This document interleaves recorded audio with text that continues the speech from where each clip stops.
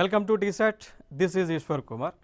ఈ వీడియోలో మనం సెన్సెస్ ఆఫ్ ఇండియా గురించి డిస్కస్ చేసుకోబోతూ ఉన్నాం. అంటే నథింగ్ బట్ భారతదేశంలో ఉన్నటువంటి జనాభా పరమైనటువంటి అంశాలను డిస్కస్ చేసుకోబోతూ ఉన్నాం.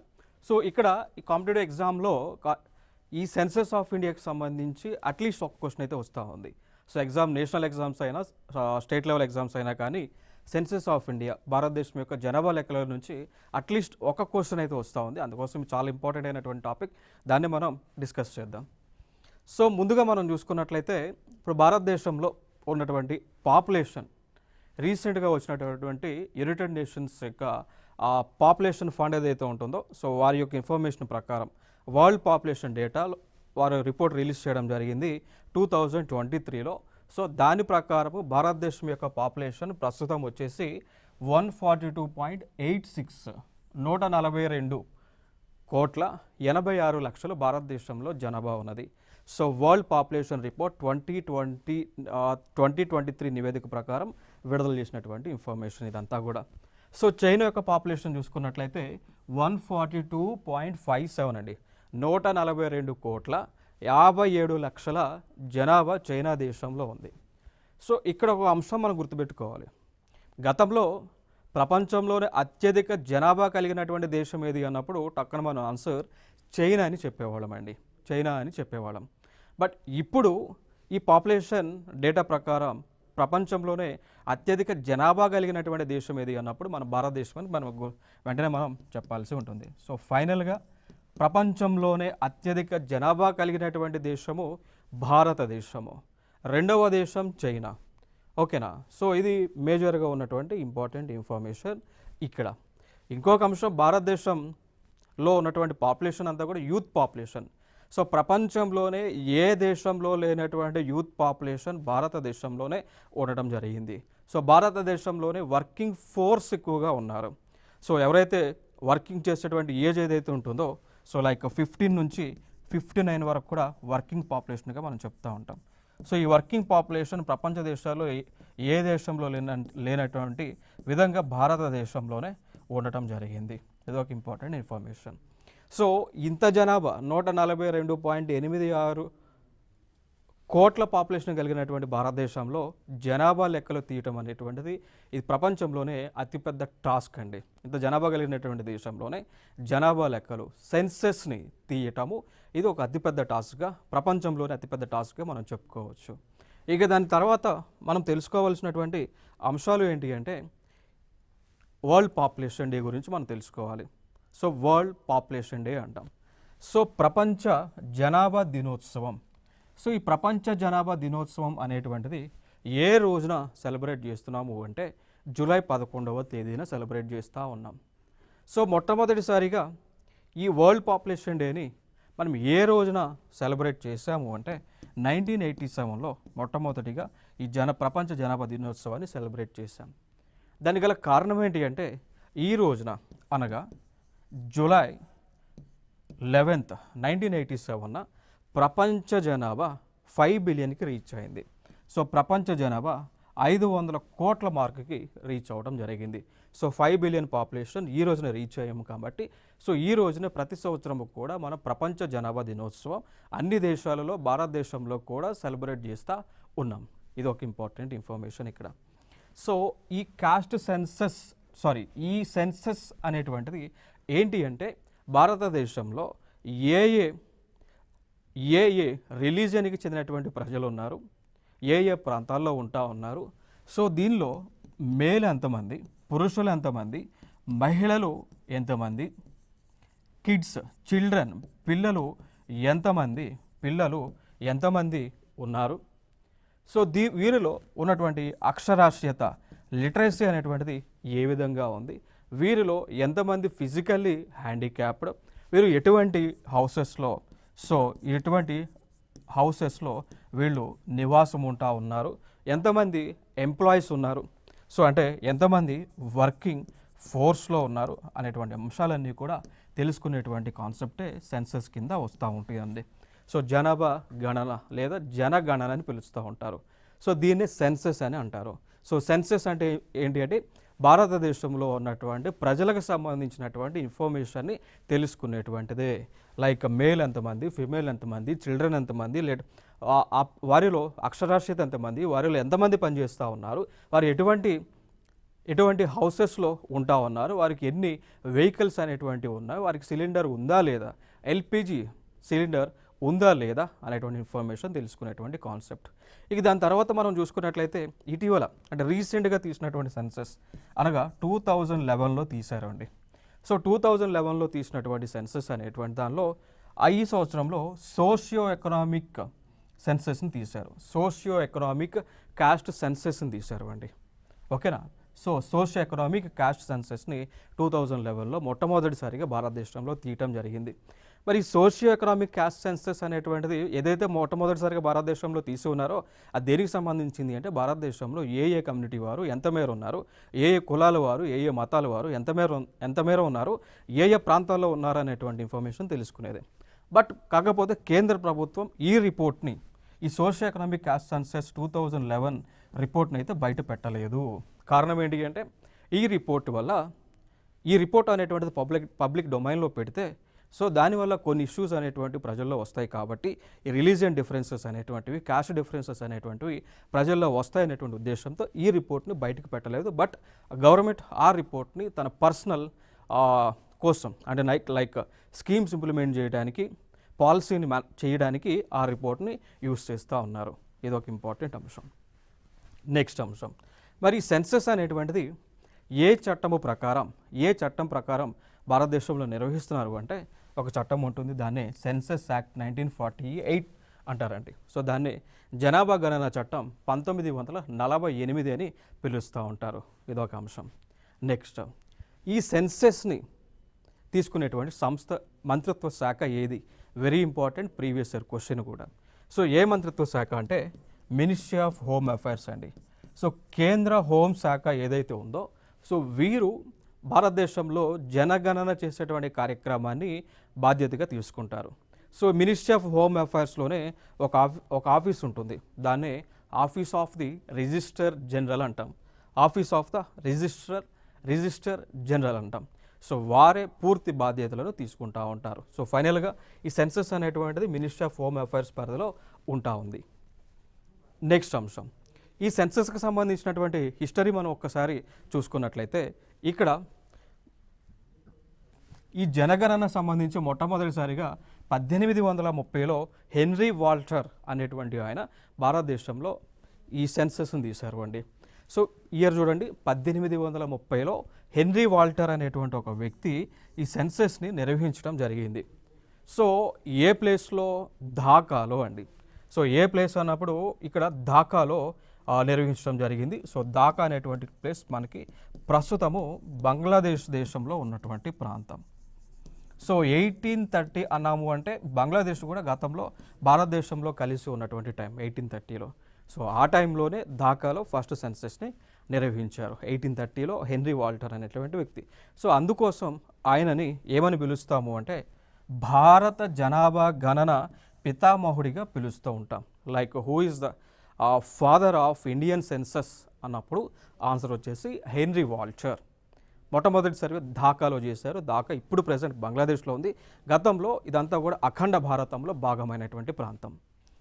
నెక్స్ట్ ఫర్దర్గా చూసుకున్నట్లయితే 1872లో 1872లో గవర్నర్ జనరల్ లార్డ్ మాయో హయాంలో తొలి నాన్ సింక్రోనస్ సెన్సస్ని నిర్వహించారు. సో 1872లో లార్డ్ మాయో ఎవరైతే ఉన్నారో సో ఆయన నేతృత్వంలో ఈ యొక్క సెన్సస్ని తీశారు. అది non synchronous survey. So nothing but non synchronous అంటే లైక్ అంటే మొత్తం డేటా అంతా కూడా తీసుకోలేదు, ర్యాండమ్ డేటాని కలెక్ట్ చేశారు. తర్వాత 1881 ఫిబ్రవరి 17న 1881 ఫిబ్రవరి 17న లార్డ్ రిప్పన్ ఆధ్వర్యంలో కూడా సో ఆ టైంలో కూడా సెన్సస్ని తీయడం జరిగింది. అది మొదటి సింక్రనస్ సెన్సస్గా మనం చెప్తూ ఉంటాం. సో ఈ సర్వే ఏదైతే ఉందో, సెన్సస్ ఏదైతే ఉందో దాన్ని బాధ్యత తీసుకున్నటువంటి వ్యక్తి డబ్ల్యూసి ప్లాడన్ అనేటువంటి వ్యక్తి. సో ఈయన ఆ టైంలో సెన్సస్ కమిషనర్ ఆఫ్ ఇండియాగా ఉన్నారు.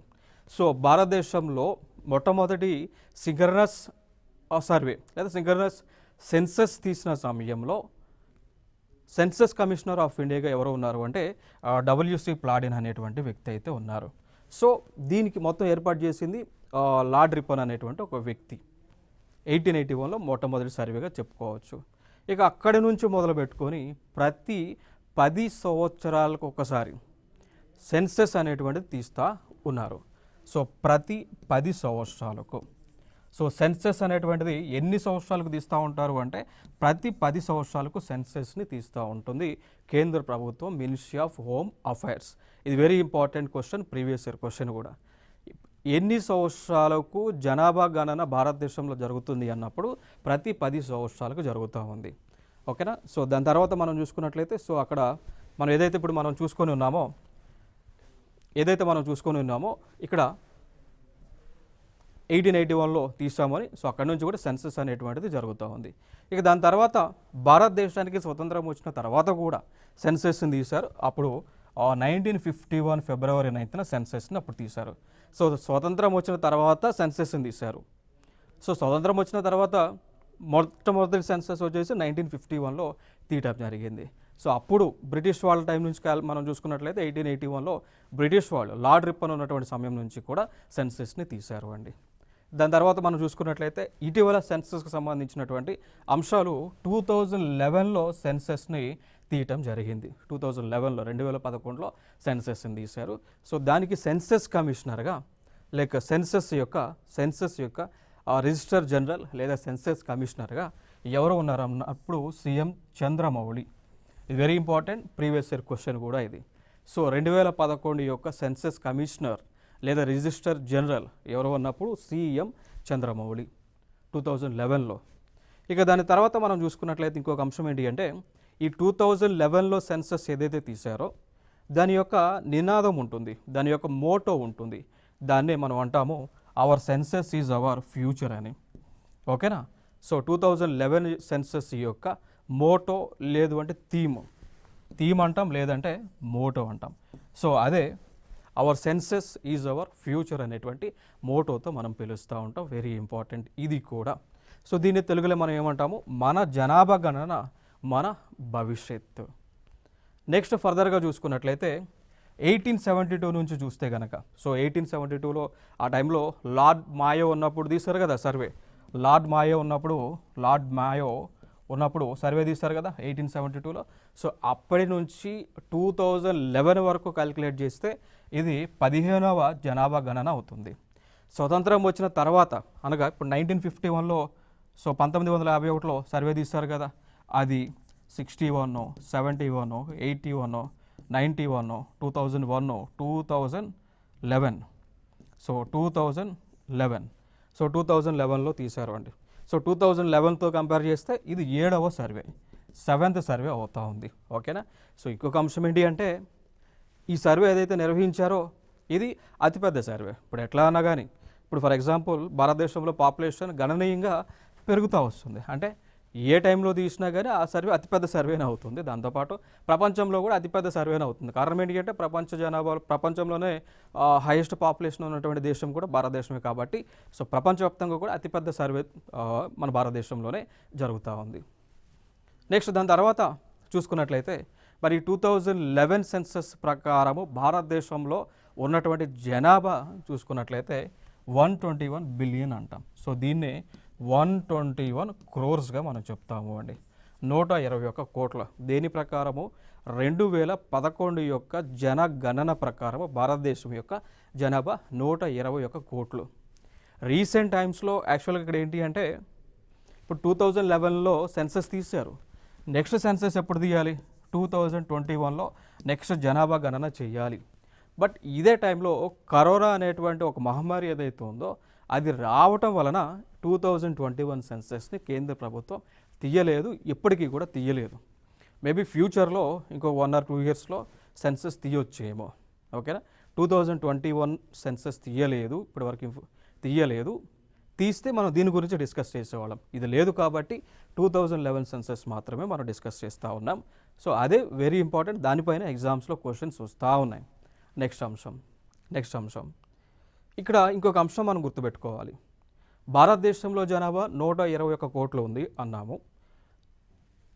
దీనిలో గ్రామీణ ప్రాంతాల్లో ఎంతమంది ఉన్నారు, పట్టణ ప్రాంతాల్లో ఎంతమంది ఉన్నారు చూస్తే రూరల్లో 121 కోట్లలో గ్రామీణ ప్రాంతాల నుంచి మనం చూసుకున్నట్లయితే 83 కోట్ల 30 లక్షల మంది గ్రామీణ ప్రాంతాల్లో నివాసం ఉంటా ఉన్నారు. మరి అర్బన్ పట్టణ ప్రాంతాల్లో చూసుకుంటే జనాభా 37 కోట్ల 70 లక్షల మంది ఉంటా ఉన్నారు. ఓకేనా. సో 2011 ప్రకారం. దీనికంటే ముందు తీసినటువంటి సర్వే 2001లో తీశారు. దాని ప్రకారం భారతదేశం యొక్క జనాభా 102.9 కోట్స్. ఓకేనా. సో 102.9. సో 102 కోట్ల 90 లక్షల మంది 2001 సంవత్సరంలో ఉన్నటువంటి జనాభా. సో ఇక్కడ ఈ రెండింటి మధ్య డిఫరెన్స్ చూస్తే దాదాపు 18 కోట్ల మంది, దాదాపు 18 కోట్ల 10 లక్షల మంది జనాభా వ్యత్యాసం ఉంది. అంటే 10 సంవత్సరాల కాలంలోనే 18 కోట్ల మంది పాపులేషన్ భారతదేశంలో పెరిగింది. ఇన్ టర్మ్స్ ఆఫ్ వాల్యూలో 18.8 డిఫరెన్స్ వచ్చింది. సో దీన్నే మనం పర్సంటేజ్ పాయింట్ ఆఫ్ వ్యూలో చూస్తే అంటే 2011కి 2001కి మధ్య ఉన్నటువంటి పాపులేషన్ ఇంక్రీజ్ పర్సంటేజ్లో చూస్తే ఆ వచ్చేటువంటి పర్సంటేజే 7.7 అండి. ఆ వచ్చేటువంటి పర్సంటేజే 17.7, 17.7%. దీన్ని ఏమంటాము అంటే డికేడల్ గ్రోత్ అంటాం. Very important. డికేడల్ గ్రోత్ అంటాం. సో దీన్ని ఇటీవల జరిగినటువంటి ఎగ్జామ్స్లో కూడా అడిగారు. What is the decadal growth population of 2001 and 2011 అని ఇటీవల జరిగినటువంటి కాంపిటేటివ్ ఎగ్జామ్స్లో అడిగారు. So decadal growth population percentage ఎంత అంటే 17.7 అండి. వెరీ ఇంపార్టెంట్, గుర్తుపెట్టుకోండి. ఆ ఫిగర్ ఎట్లా వచ్చింది అంటే 2011కి 2001కి మధ్య ఉన్నటువంటి పాపులేషన్ వ్యత్యాసం పర్సంటేజ్లో మనం తెలుసుకుంటే వచ్చేటువంటి ఫిగర్ అది. నెక్స్ట్ అంశం. సో 2011లోనే మనం తెలుసుకోవాల్సినటువంటి అంశాలు ఏంటి అంటే భారతదేశంలోనే అత్యంత జనాభా కలిగినటువంటి రాష్ట్రము ఏది అన్నప్పుడు ఆన్సర్ వచ్చేసి ఉత్తరప్రదేశ్. 20 కోట్ల మంది ఉన్నారు. So UP population is equal to Pakistan population. So Pakistan దేశంలో ఎంతైతే జనాభా ఉంటారో ఆ జనాభా భారతదేశంలో ఉన్నటువంటి ఒక రాష్ట్రంలోనే ఉన్నారు. So Pakistan population almost 20 crores. ఇండియాలో 28 రాష్ట్రాలు, 8 కేంద్రపాలిత ప్రాంతాలు ఏవైతే ఉన్నాయో వాటిల్లో వన్ ఆఫ్ ద స్టేట్ అయినటువంటి యూపీ పాపులేషనే 20 crores అండి. సో మన భారతదేశంలో ఉన్నటువంటి ఒక్కొక్క రాష్ట్రంలో ఉన్నటువంటి జనాభా ఈజ్ ఈక్వల్ టు కొన్ని దేశాల జనాభా అండి.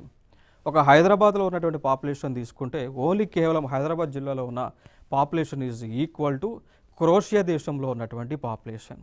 అట్లా ఎన్నో దేశాలు ఉన్నాయి.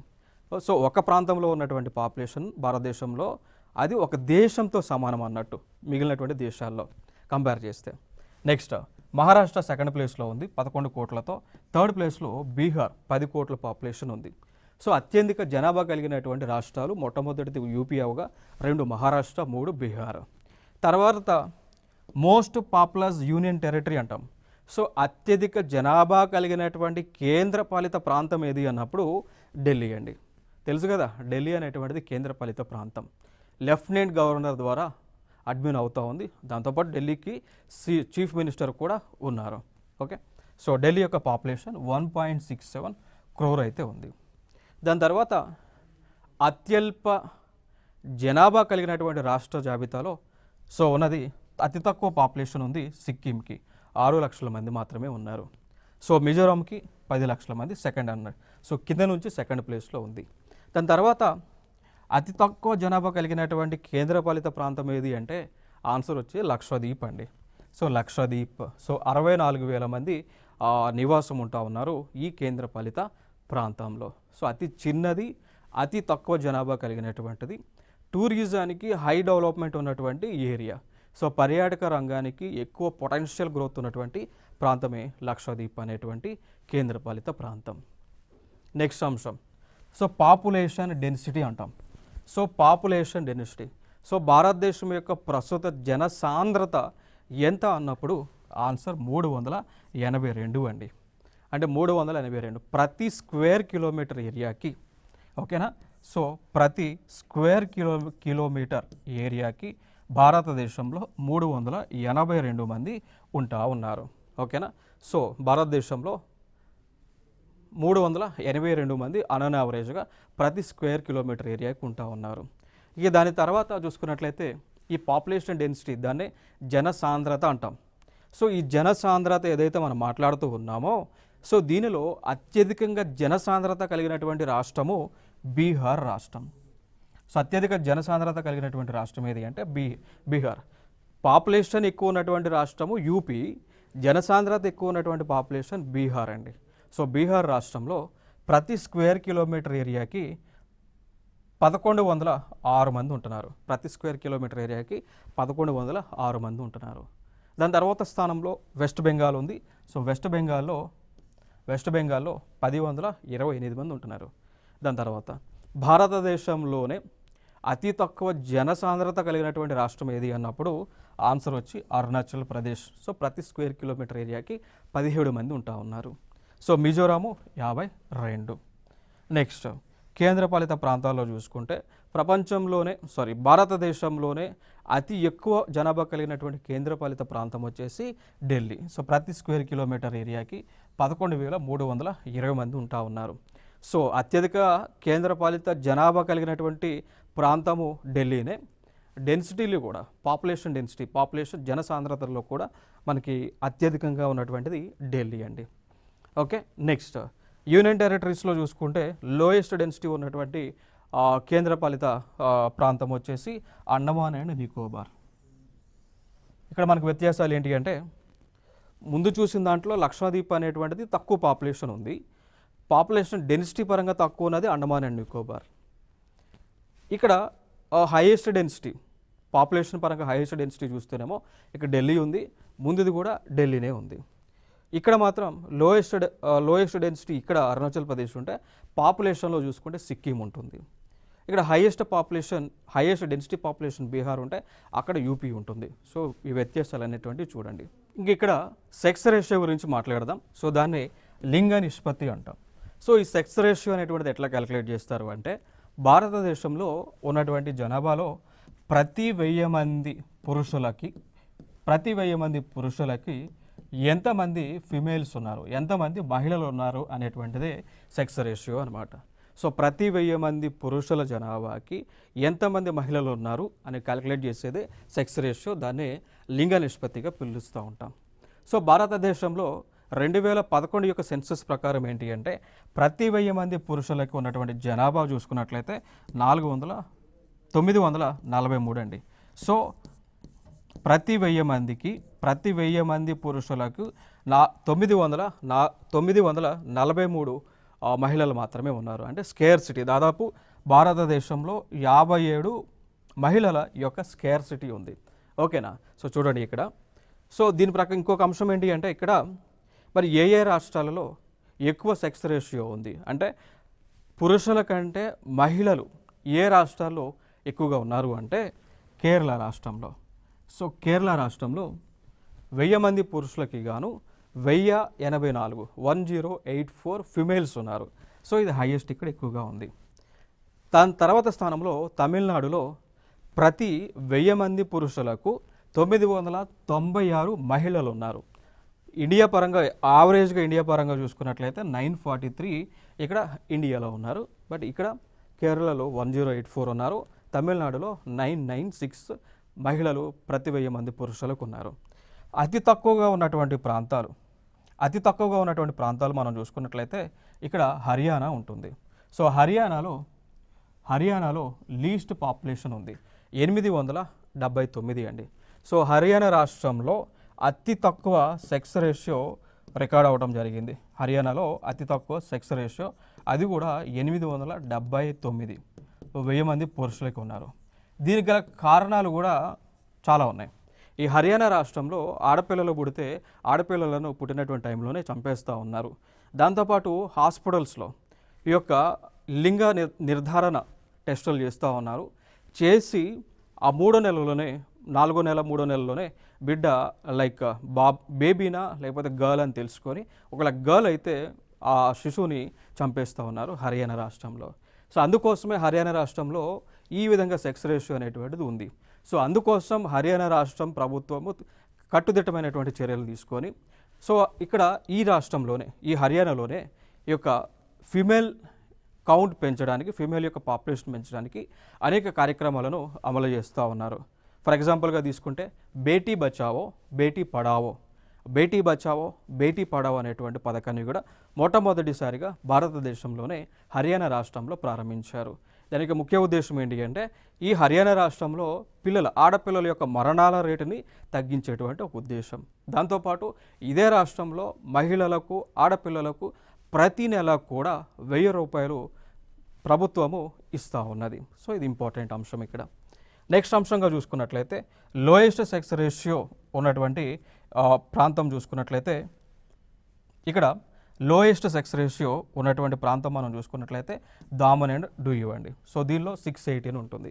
కేంద్రపాలిత ప్రాంతంలో అతి తక్కువ సెక్స్ రేషియో ఉన్నటువంటి ప్రాంతం దామన్ అండ్ డూయూ 618 ఉంటుంది.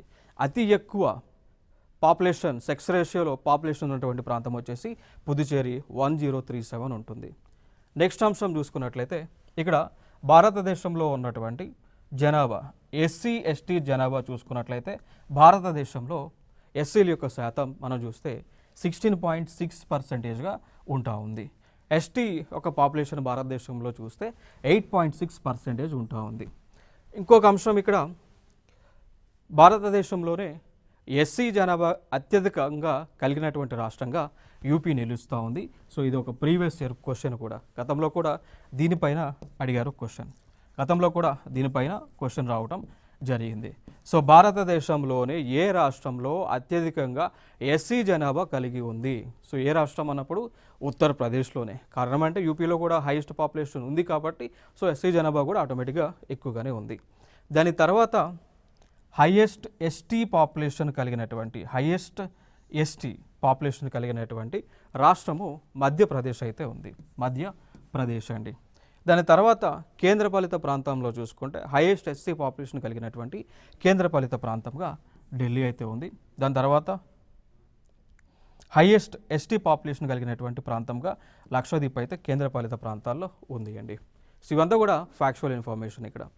ఇక దాని తర్వాత లిటరసీ గురించి మనం మాట్లాడాల్సి వస్తే సో అక్షరాస్యత అంటాం, లిటరసీ. సో దేశంలో లిటరసీ ఇప్పుడు ప్రస్తుతం ఉన్నటువంటి 2011 సెన్సస్ ప్రకారం భారతదేశంలో ఉన్నటువంటి లిటరసీ మనం చూస్తే 74.4% ఉంది.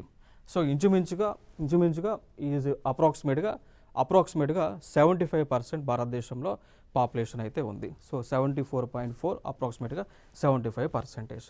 సో దీనిలోనే భారతదేశంలోనే ఇప్పుడు ఎక్కువ అక్షరాస్యత కలిగినటువంటి రాష్ట్రాలు ఏది అన్నప్పుడు answer Kerala. So Kerala is the answer. ఒకవేళ ఇప్పుడు సెన్సస్ తీసి ఉన్నట్లయితే ఇది ఆల్మోస్ట్ ఇంచుమించు 100%కి రీచ్ అయ్యేది, ఇంచుమించు ఇది 100%కి రీచ్ అయ్యి ఉండేది. నెక్స్ట్ చూసుకుంటే మిజోరాం 91.3%తో ఉంది. ఇంకా ఫర్దర్గా union territories with highest literacy rate. So highest literacy rate కలిగినటువంటి కేంద్రపాలిత ప్రాంతాల్లో చూసుకుంటే లక్షద్వీప్ 91.8% ఉంది. లోయెస్ట్ లిటరసీ మహిళల పరంగా చూసుకున్నట్లయితే బీహార్ ఉంది. అండ్ దాని తర్వాత అరుణాచల్ ప్రదేశ్ 65.4%తో ఉంది. States with lowest literacy rate చూసుకుంటే మేల్లో చూస్తే బీహార్ 61.8 అండ్ రాజస్థాన్ 79.2 ఉంది. తర్వాత union territories with lowest literacy rate అండి, union territories with lowest literacy rate. So చూసుకుంటే అంటే లైక్ కేంద్రపాలిత ప్రాంతాలు తక్కువ అక్షరాస్యత కలిగినటువంటి ప్రాంతం చూస్తే దాద్రా అండ్ నగర్ హవేలీ 76.2%. సో ఇవి సెన్సస్కి సంబంధించినటువంటి ప్రధానమైనటువంటి అంశాలు మనం డిస్కస్ చేసేవి. సో నెక్స్ట్ వీడియోలో ఇంకొక అంశంతో మీ ముందుకు రావడం జరుగుతుంది. Thank you so much.